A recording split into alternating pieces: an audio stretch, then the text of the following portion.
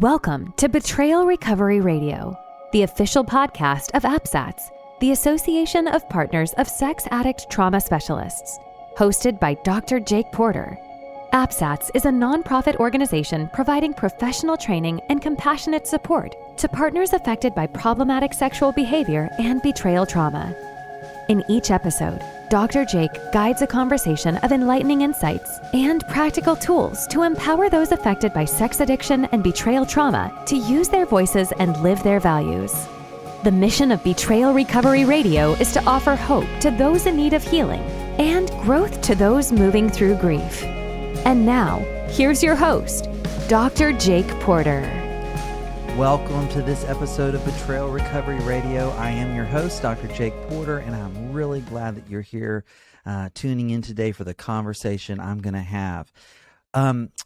When people throw themselves into recovery, they often do just that. They throw themselves, they give themselves over to this process. Not everybody, but I've seen a lot of folks who do that, and I've seen a lot of betrayed partners do that. I mean, when they go in, they go all in. They've read every book on sex addiction and every book on betrayal trauma, and they've listened to all the podcasts and seen all the YouTube videos, and that is wonderful. It is important. Knowledge is power, and it is empowering, allowing you to make informed choices for your own life and direction of your life. And so that is such a good and crucial thing. And I've seen folks just really latch on and go find support communities and find a therapist or coach or both and do all this work. And that is so crucial, especially at the beginning phases of recovery from betrayal trauma, to have that support and have that structure that creates stability there as you're getting over the initial blow. I've also, though, seen it happen that sometimes people who are further out in that process, further along, they begin to bump up against their own structures of support and recovery and healing in such a way that they begin to maybe find that some of what they've put in place is no longer serving them as it did at first. And they have to begin vulnerably making choices to let go of pieces of the self-help process that they've so rightly put together initially. Well, today I'm going to be joined by one of my colleagues here at Daring Ventures, my practice, Jessica Guillory. Jessica is a licensed professional counselor in the state of Texas. She is APSATS-trained in the multidimensional partner trauma model, and she's also trained in several other modalities, EMDR, AEDP, which is Accelerated Experiential Dynamic Psychotherapy, and she's a CSAT candidate, and has been working with betrayed partners, with addicts, but especially with a lot of couples. And this is a conversation that she and I have had offline, and we thought it might be beneficial to have it online with you so that you could benefit from it. So we're going to turn to that conversation with Jessica here in just a moment. Before we do, I just want to say right now at the APSATS website, apsats.org, look into the trainings that are coming up in just a few months. We're not that far away from the summer. And in June, APSATS is offering its signature training on the multidimensional partner trauma model, as well as a training on betrayal trauma for religious leaders. If you have not gone through those trainings and you fit in a category of someone who wants to walk alongside those who are trying to move through a healing process after the discovery of betrayal, I cannot encourage you highly enough to go check those trainings out. All right, without further ado, here's my conversation with Jessica Guillory.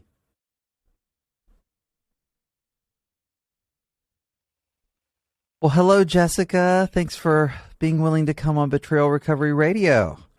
Yes, I'm excited to be here.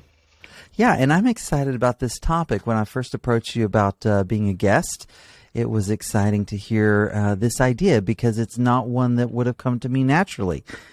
Basically, you said something like how to know when you should stop working on yourself. Right. Yes. Which is... Go ahead.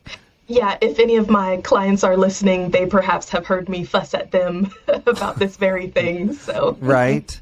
Yeah, to dive in. because so many times we're trying to get clients to do work on themselves. And in fact, clients come to us because they want to work on themselves. And you're saying we need to talk about when you should stop working on yourself.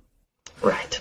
So can you say a little bit about maybe what got this idea in your head initially? Yeah, thanks for asking. So I'm aware of imagining that we live in a very wellness-oriented culture right now, where there's infinite resources for self-improvement, infinite therapists, right, to support that journey. And there can be something called toxic, right, wellness, or kind of an obsession or a fixation. If we think about over-exercising, I want to posit that there's something similar for over-recovering. Okay. A little bit controversial, but stay with me here. Okay. Yeah, we're going to hear it out. We're going to have this conversation. But where I thought we would start, as I thought through this topic, is, before someone can stop working on themselves, they have to begin working on themselves. Right. I can't start something I haven't started. Stop something I haven't started. Right. So I want to start with this. Why is it important for someone to take ownership of their own healing or recovery process in the first place? Right. So I experience kind of two types of clients that come in. There are maybe marriages or individuals who are in crisis, right? Where if they don't seek immediate help, the coupleship or, their personal psychological help will blow up, right? They need immediate care. And so, of course, obviously, the journey is very important to begin if you are in crisis. The second type of client is, people who want to brush up or people who want to tweak, things that could be improved. And then there's a third kind, and this is the population that I'm speaking to, the kind that have worked very hard and have forgotten how to rest. Oh. So, but we'll get to that third person later. Well, okay. So actually, I kind of want to get to that third person right now, if that's okay. Sure. What might be some signs that that's you? Yeah. Do you mean me specifically, as in I'm one of the people that I would You can talk to? answer that however you want. Yeah, whenever I feel called out, it's because I'm relating a little bit too deep. Sure. And maybe that's why I can recognize it, so clearly. So some signs that you might be in this third category. Do I dread beginning my self-care routine? Right. Do I feel depleted even after doing things like meditating or going to my counselor's office, right? Do I find myself hesitating to rest because that thought in my head is, but you need to recover, you need to keep healing, you need to keep growing, right? Has my inner critic latched on to this idea of recovery as a tool, right, to beat myself up with? Oh, wow. Okay. Thanks. So, when I think about this, and I've certainly had that conversation with clients where I say, hey, I think it's time to pull back from some of this work. I think it's time to introduce some other forms of self-care that aren't directly related to, addiction recovery or betrayal trauma healing or whatever. And what I begin to notice often for a lot of those folks is that their recovery is beginning to become an end unto itself rather than a means to a different sort of end. Do you see that as related to this topic? Yeah, let me reflect what I hear you meaning, what I'm taking in. Instead of I'm recovering to, say, have more health or happiness in my experience of my marriage, or I'm recovering to be able to move more freely throughout my workplace or to be more productive or, whatever it may be, right, to sleep better, that goal becomes blurry and recovery itself is the task to be completed. Right. Yeah, it's the end game. Like I'm recovering in order to recover. But Right. recover to what? Recover what? Right. To get back to what? Yeah. Right. Yeah. Yeah. And I'm sorry. that's, Repeat your question. yeah. So I'm just wondering if you see that as related to this topic, that maybe the folks who have reached a place where they need to start shifting maybe in how they even define and think about self-care and growth and all of that. If maybe a means has become an end, and it was never meant to be an end. Yeah, I don't know how clinical your language usually is on this podcast, but I want to frame it like a coping mechanism, right? If I'm trying to resolve a threat with something that's threatening, right? Like if I'm in high charge as I'm trying to resolve what the charge is, right? So recovery is a useful tool to move out of distress, right? But if I'm not resting in between workouts, I don't know, I keep using that that analogy. No, I think it's a fit analogy. Yeah. Right. Yeah. If I'm not taking rest in between workouts, do my workouts get more effective or less? Right. Right. Does my motivation to, visit the gym another day increase or decrease? Right. Yeah. And that actually fits with, I'm thinking as you say that, it fits with what we know from the research into neuroplasticity, that actually the more permanent sort of connections that need to be formed for there to be changes to the networks in the brain, those happen not during the work itself, but in the period of rest after the work. And so if I'm always go, and I'm never in that place of rest, then my labor is in vain. Those more permanent connections don't actually form in my neural networks.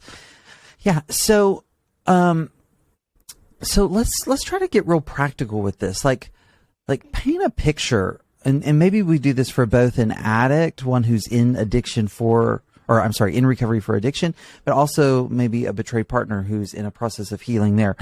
What might this look like for each of those folks? Ooh, and can we add a third, what this would look like for a coupleship? Absolutely.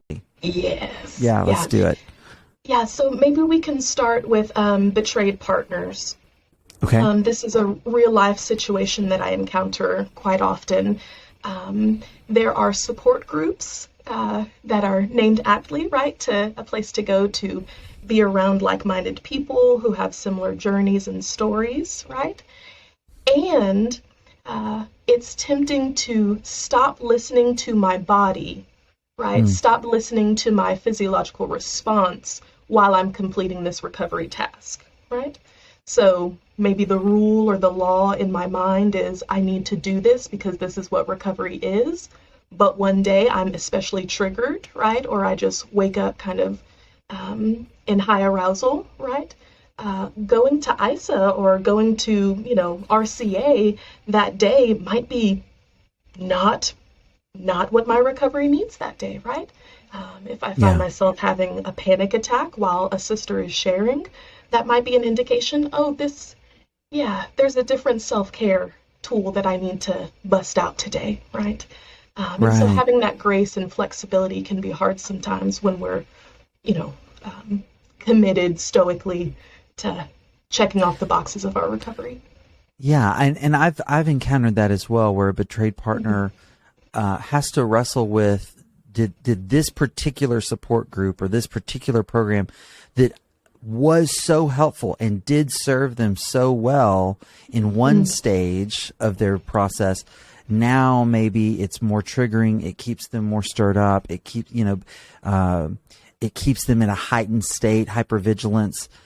And they go, I'm not sure if this is serving me as best it can right now. So, okay. Yeah. And another one that I hear a lot, and I mean, this is a little bit almost like hypocritical because here we are on a podcast, but I've said to people, like, maybe cut back on the podcasts and maybe the blogs. Listen to some music. Yeah. Yeah. Like, right. Yeah, maybe pull back a little bit on that, because I think that that all of the information, while absolutely critical, especially early on, right? Knowledge is power in that way. It's very empowering. But I get a sense sometimes that it keeps people in this cognitive place where they're not having to feel maybe some more affective, emotional realities. Right.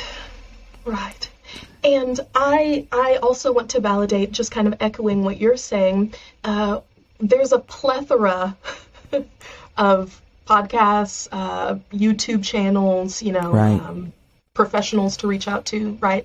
And so I'm overjoyed that that's an option in this age. And I would be hard pressed, not to take advantage of it myself if I were in that situation. And we go back to, what does it look like when my body is telling me something else, right? Have I set up my recovery in a way that I'm only engaging with my mind or only engaging with my list or my rules versus coming back to my felt experience? And when I feel that burden, do I have the tools to choose kindness towards myself? That's really what I'll be emphasizing here. Like, do I have the tools to choose radical self-care that looks like not doing a daggum thing sometimes, right? Yeah, I call that recharging on the couch. Just get on the couch and recharge, Sure, Right. Yeah. What's that yoga pose where you just lay out and your limbs are my favorite one. slack? Yes, exactly. So, and I haven't forgotten that we're going to also do the same thing for those in recovery from addiction and also for a coupleship. But a couple times now, maybe 3 times now, you have mentioned rules, right? Like the formation of rules. And I want to just pause on that because I think that's a really important concept for people to maybe become aware of, because not everybody, but a lot of folks, and it's not a bad thing, right? They're just genetically, biotemperamentally wired to be a little more rule oriented. Right. And pair that with the experience of betrayal. And what I'm thinking, this is kind of real-time processing, which is dangerous, but I'm going to do it anyway.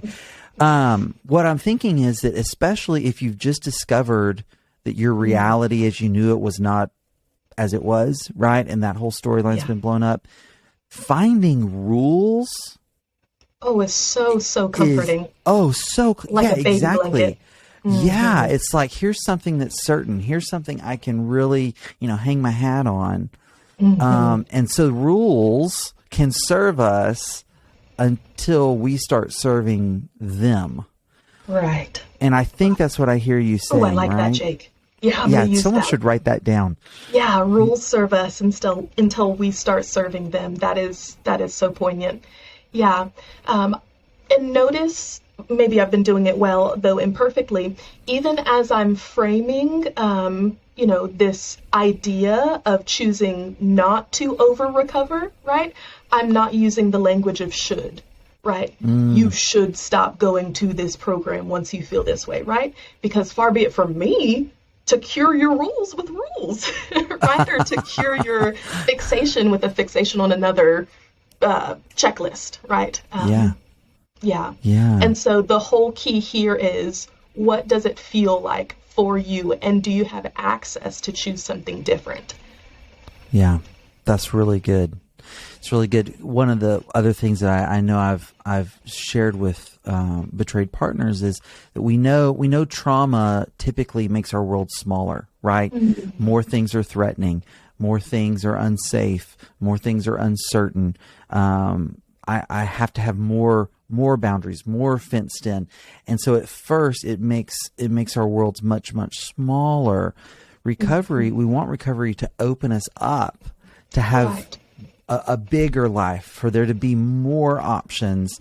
And sometimes I think those rules that we create and these rules about our own recovery actually end up keeping our lives smaller. Right. But it feels safer. Right. Yeah. Yeah. What would you say to a betrayed partner who's kind of got the cognitive awareness of that dynamic, but maybe he or she's just afraid? Right. Yeah.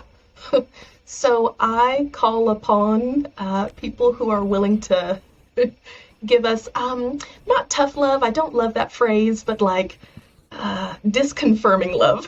I'll put it that way. Okay. Right. So the people who maybe know us and know what we tend to go to when we're trying to regulate, chances are the people closest to us have observed that we like rules, right? Or have observed that we go gung-ho whenever we're under stress. And so if you need accountability to go opposite of, something in recovery that you're fixated on, schedule, right? Schedule with a friend. Hey, I'm going out with my dude. Right? If you're a guy in betrayal trauma recovery, like organize a lunch, right? Call a friend, right? And that way you're filling the time with something, right? Because it's not just an absence, right? It's a presence. Yeah. You're talking about something that I find myself pointing to often. It's not enough to say I don't want to do that. What am I going to do instead? Yeah, Right. So finding that positive direction to head into rather than just trying not to go another direction. That's okay. Right. That's good stuff. All right, let's move to what might kind of that over recovery look like for someone in addiction recovery. Yeah. So I'm open to your feedback, Jake. I'm going to say some stuff. And I'm going to maybe stir a pot. That's okay. It's a safe place for conversation. Yeah. So there are some people who are recovering from compulsive sexual behavior who have loaded their schedule every day of the week, including Saturday and Sunday, right? With group therapy, with meeting with their CSAT, with couples therapy, with 12-step, right? And so there is no space, I kid you not, this is a real life example. There is no space for quality time with my spouse, right? Sure. There's no space for me to work out, right? There's no space for me to just enjoy a movie that I wanted to see, right? And so I do understand why the schedule tends to get that way, especially as you're, trying to meet partner requests, right? If you have a partner who enjoys rules, especially, right, the more the better. This is what makes me feel safe, right? And am I allowing my schedule to have margins, right? Not margins for acting out, but margins for outer circle, life-giving, right? Restorative behaviors. Not saying 12-step can't be restorative. Not saying couples counseling can't be restorative. But when do I have fun, right? When do I live the life that I can live? What? Right. When do I have time for the things that I can do now that I'm in recovery or can experiment with doing now that I'm in recovery? I think there's a fear, if I may be so bold as to speak for recovering individuals, there's a fear of if I go back to living loosely, right, I'll relapse or I'll go back into not setting good boundaries for myself, right? But this margin to fail well, right, I think is the secret sauce of true recovery, right? Can I get used to failing well? Can I get used to making amends when I'm not perfect? Can I respond with flexibility when I've hurt someone, right? And when you say fail well, you're not necessarily talking about acting out again or loss of sobriety. Yeah. So can you speak to that? Thank you. Yeah, so one example, I have a couple where their friend group has been changing just as they're navigating recovery, right? And so the acting out partner, hey, I would like to spend time with this person, right? I gave them a call. Maybe they receive feedback, hey, I'd really prefer you not call them unless you let me know that you're going to call them because they knew about your acting out, right? And so absolutely, yes, I'm responding with humility. Yeah, I tried to do a good thing for myself by reaching out to a friend, but I see that hurt you. Thank you for letting me know. How can I do that in a way that makes you feel safe, right? Yeah. Yeah. And I also want to say, kind of like we said with betrayed partners in their own healing process as well, there are some addicts, I think as one who's, treated a lot of addicts, that initially, I mean, when someone is just getting started and they're just trying to not act out, then do the 90 and 90, fill up every day. I mean, that initial surge. But if I tell people, if we're 2 years in and you're still at that same level, how do we know how deep and internal the change is? Right. Right? If I'm the betrayed partner and my partner who is in addiction recovery has no room, right? Has no room to demonstrate transformation, healing, change apart from this really full structure. Right. Then I'm going to always have that question in my mind of, am I safe with this person without it? And then that's where we got to help people realize, and it's not an all or nothing off on switch, right? We can ease our way back into these other activities of life. Right. Yeah, I think of our distinction at the beginning of our time of the 3 types of people, right? If you're in crisis, that's probably not a good time to experiment with flexibility, right? Sure. Because you don't need right. it, right? You need structure, you need, high level of care, right? You need a high level of vigilance around, the things that could, slip you back, I guess, right? Right. Or if you're just looking to tweak stuff, chances are you've maybe done well already with experimenting with flexibility, right? And tune-ups are more than welcome. I'm not going to scold you about over-recovery when you just want to tune-up, right? I honor that. But that third space, right? I've been stuck in my rules for multiple years, and I don't know how to get back out. I don't know how to feel safe unless I'm, hyperbolically engaged, right, with rigidity. And that's where I ask, okay, is there some space for healing around that rigidity that's necessary? And that is a scary process because, once again, last time I was not hypervigilant, my life blew up, right? I got hurt. Yeah. But we ask these things because they're real, right? They lead to something. Sure. Okay, so let's do the coupleship now. What does it look like if a relationship, a dyad, as we often refer to them, if they are over recovering? Yes. So I have heard the words, "We are going to recover even if it kills us." Okay. And I loved that so much because not because I condoned it, but because it embodied this idea of the coupleship is no longer the thing that's being cared for. It's the sacrificial lamb on the altar of whatever we've conceptualized as recovery, right? So we're going to do couples counseling every week, even if, we notice that we no longer have time for date night, right? We're finding babysitters specifically so that we can go to 12-step stuff instead of babysitters for, something else, anything else, right?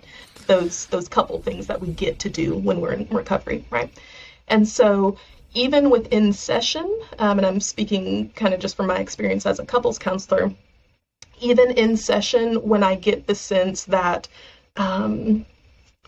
keeping track of the other partner's recovery has become the goal rather than connecting, right? So keeping track of the other's adherence to our recovery goal rather than I'm keeping track of your well-being because I care about you.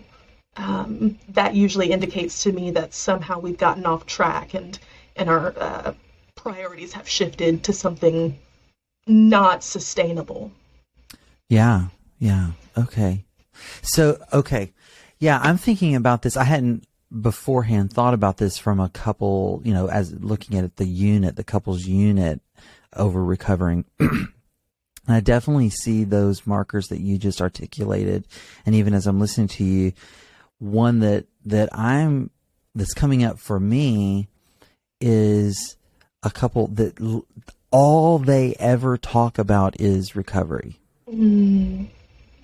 All they ever talk about is recovery. And I have seen this both ways. So I've seen it to where the recovering addict is the one who can't talk about anything else, and maybe his partner or her partner is like, "Hey, I want more to life.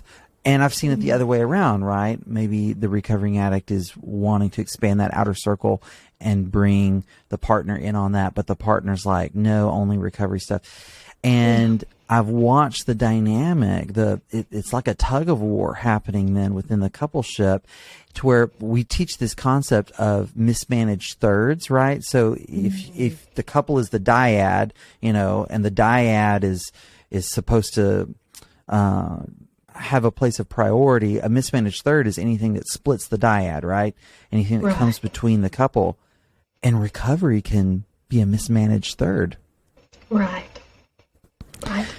Yeah. And what comes to mind for me, and I might just be echoing what you're saying, so that'd be fine too. If recovery is the only thing that it feels safe for us to talk about, right? Or if recovery activities are the only things that feel safe for us to engage in as a couple, right? Once again, crisis stage, that makes a lot of sense. But if we're 3 years in and we can't spend time together unless we're talking about the safe topic of, what did you talk about in your meeting, or what's your sobriety date, right? Is that hindering a deeper intimacy? Yeah. And can we look at why that is, right?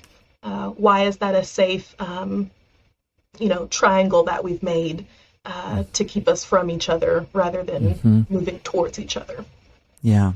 And another thing that's coming up for me thinking about this is, and folks who've followed me for a while, this probably won't be the first time they've heard me say this. And I always start with the disclaimer. I support 12-step programs. I myself identify as a grateful 12-stepper, so I'm not slamming them entirely. And I want to recognize that more traditional 12-step models do encourage a certain, your side of the street and your side of the street mentality, and a prioritization of my recovery is my recovery, and I've got to put my recovery first, that can really have a detrimental effect on the partner and on the relationship as well. Right. Yeah. Yeah, in couples, we talk a lot about like managing safe distance, right? Has recovery become, has staying on my side of the street become a way that I can stay a safe distance away from avoid you? Right. Thank you. Yeah.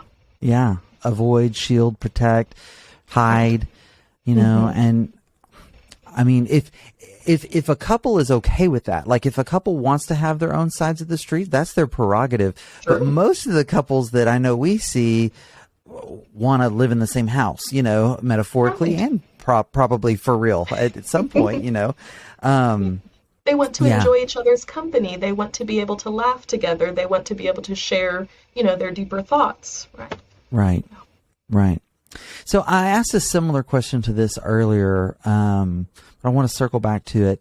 Some signs that self-help is actually hurting, right? So the ones I heard you say, I'm dreading my self-care routine. I won't rest. As we've been talking, I've kind of been making another list in my head of what some of those signs might be. And a couple of them that came up were, I haven't read a non-recovery related book in years. Yeah. Right? That might be one. All of my friends are in recovery. Might be one. It may not. And you said something similar to this, but I just want to make it real explicit. I beat myself up if I don't clear certain recovery bars in my own mind. Or I beat my partner up if they don't clear certain bars in my mind. And again, I'm not talking about acting out. I'm talking about they only made it to 4 meetings, not 5 this week or something like that. Right. Yeah, those are great examples. And, we can look like physical symptoms, of working too hard. Am I exhausted? Am I having trouble finding joy in the things that I used to indulge in, we can look at relational symptoms, have I lost friends because I'm not willing to engage with people that aren't in recovery, Do my non-recovery friends still know things about me, right? Still know like heart level things about me? If not, what might that indicate, right? Third, we can look at thought patterns, right? What do my thoughts do when I'm over-engaged, right? Am I only thinking about maintaining perfection, right? And if so, what might that inner perfectionist need? Because chances are feeding more perfection to a perfectionist doesn't work. At least it hasn't worked for me yet. I'll let you know, though. Okay, that's good. Yeah, so let's say someone's listening or watching this and they're going, okay, that's me you're talking about. I'm X amount of time into this process. I've still got lots and lots and lots of recovery stuff going on, but I'm tired. and I'm not recovering to something. I'm just in this like hamster wheel of keep recovering, keep processing, keep healing. How do we stop? You just stop. Oh, that's helpful. Yeah. So I go back to those loved people. And if the only loved person that you trust right now is your therapist, maybe drop the bug in their ear, like, hey, I think I might be working too hard, right? And creating a self-care plan that doesn't have anything to do with your list, right? Like specifically leaving off the things that have been over-engaged. I know that can sound like making a separate list of rules, but person who's listening, it's a journey. Right. And that's okay. Yeah. Right. And I'm even thinking, I'm putting myself in some clients' shoes. And even if that feels too scary, maybe just dropping one thing. Mm-hmm. Like, okay, I'm going to let go of this one piece. Yeah. And see if my whole world falls apart. Oh, yeah, run a little experiment. Yeah, run an experiment. Okay, I have spent every single Saturday morning for the last, 42 months in this support group. I haven't had a Saturday, I used to cycle, right? Do it 1 week, see what happens. Yeah. Yeah. I even like setting tiny goals like, hey, what if you just gave yourself permission to zone out while you're in a meeting? What if you give yourself permission not to share? Right? What if you don't stay for that extra hour of fellowship after the meeting, right? Like just tiny little things, any increment, and then just notice what that's like, if it makes any effect over time. Yeah.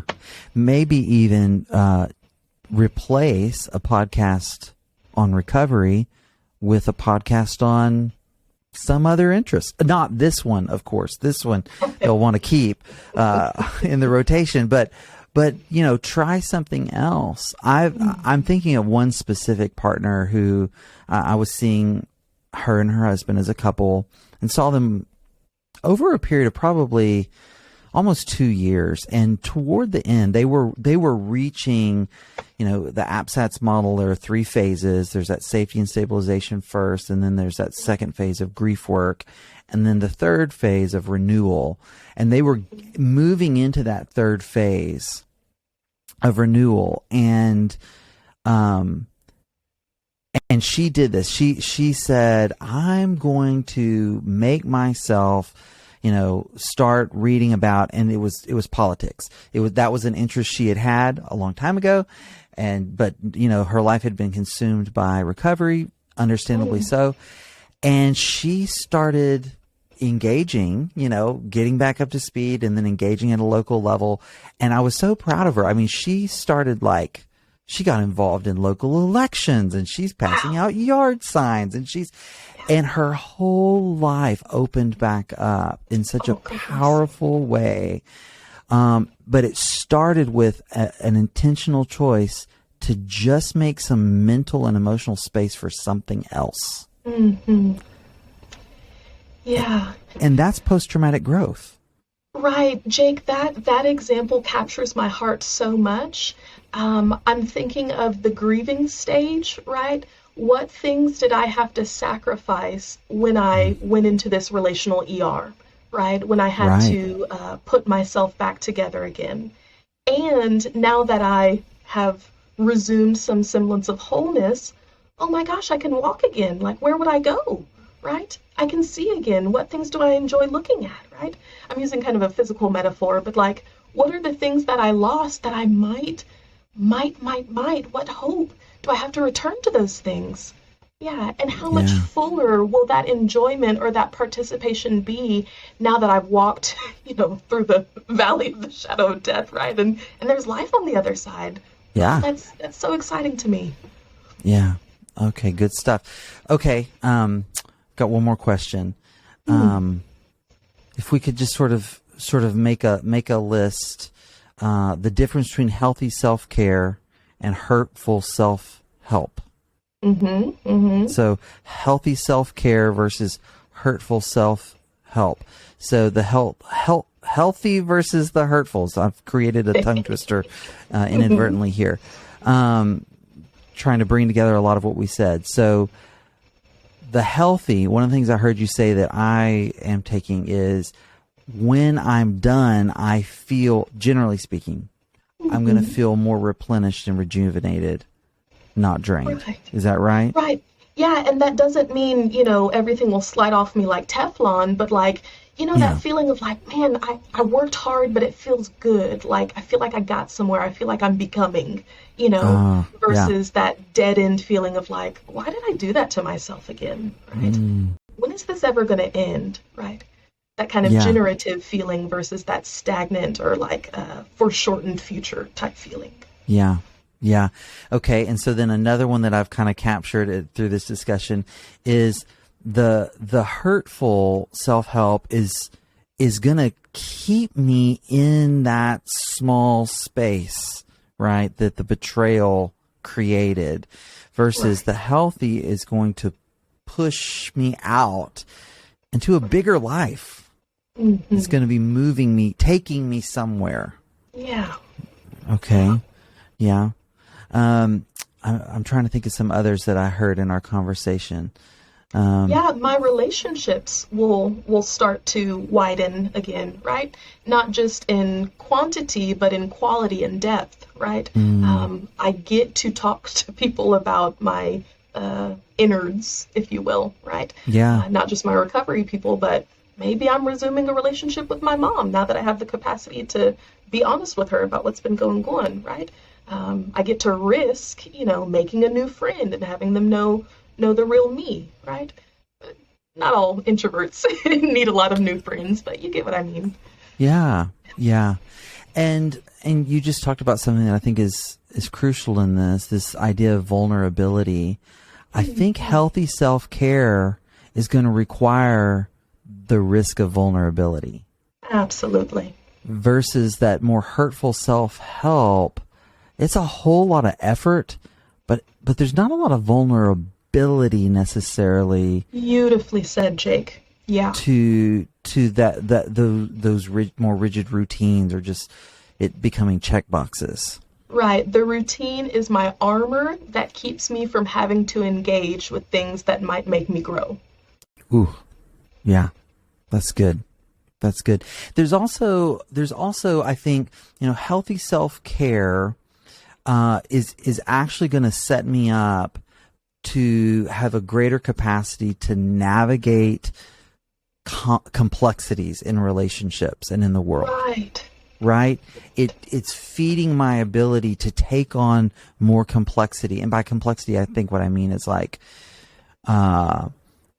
different kinds of personalities and people of different backgrounds, people who aren't the same as me, people who challenge how I think or how I feel, or I'm a little uncomfortable in this situation. But is that okay? And do I know how to navigate that? Right. My self-care is tied to my ability to navigate those complexities versus a more hurtful self-help routine. Again, I'm not putting myself in those complex situations. And the problem there is that those are how we grow. Those are how we continue to develop as human beings. Right. Yeah, I'm going to use another couples example because that's my main gig.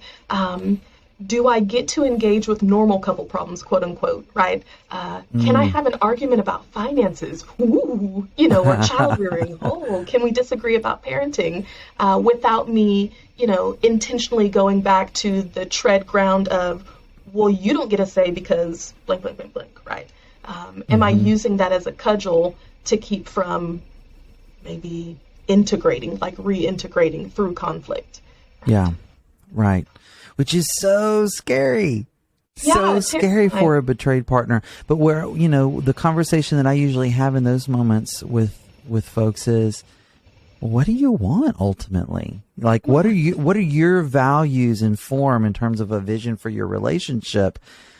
And then you get to choose to move that direction bit by bit, step by step.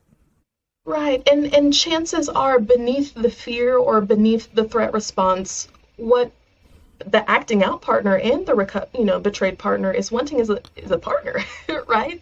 They're wanting their person back, right? And so, what are the things that move me back towards intimacy with myself, intimacy with my partner, intimacy with the world around me, right? Risk taking and repairing and doing things imperfectly, but being brave, right? Am I creating brave space for myself? Yeah, that's good. So, as I've thought through this topic a little bit, I wanted to sort of mention this as we close, and then you can give any closing thoughts you have, Jessica. So, in my work, especially when I was working more directly with addicts individually, it was common at some point, let's say 8 to 10 to 12 months into the recovery process, that these recovering addicts would say something like, this shouldn't be called recovery. It should be called discovery. I didn't even know who I really was apart from this. I'm learning so much about myself. I'm learning so much about the world, discovery. And if I'm an explorer, if I'm a discoverer, I'm trying to get somewhere else, right? I'm not just like sailing the 7 seas in circles, right?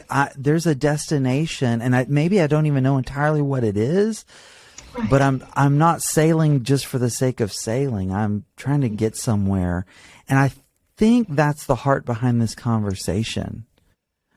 Yes. And so if you're out there, you're a recovering addict, you're a betrayed partner, you're a couple who's trying to do this together. Be clear and be bold and be vulnerable and think about, where do you want to go, and how is your recovery routine helping you get there, and then be open to, how is that routine maybe holding you back, and what are some practical things you could do to begin to make that shift. Jessica, what closing thoughts do you have? Yeah, I want to take a moment to speak to kind of this luxury of curiosity, right? Truly, it is hard fought and hard earned, right? If you are in the grips of trauma, we know how that inhibits our ability to wonder or to dream or to, be creative or to access curiosity or possibility, right? And so hear me say, if it's not yet accessible, that's okay, right? Yeah, we're not holding anything against you. That's right. Right? But when that margin of possibility comes, seize it, right? Because that's where the post-traumatic growth begins to manifest. Yeah, you got to seize it. Beautifully said. Thank you for this conversation, Jessica. Appreciate you. Appreciate all these thoughts. All right. Thanks. Bye, everyone. You've been listening to Betrayal Recovery Radio, the official podcast of APSATS. If you've received help or hope from this episode, I encourage you to share it with someone you know. If you've not yet done so, please subscribe to our podcast on your favorite listening platform. Thank you for joining us. I'm Dr. Jake Porter, and you can always email me directly at jake@apsats.org. I'd love to hear your ideas, questions, or comments about the show. Until next time, Keep choosing to use your voice and live your values. It's good for you and for this world.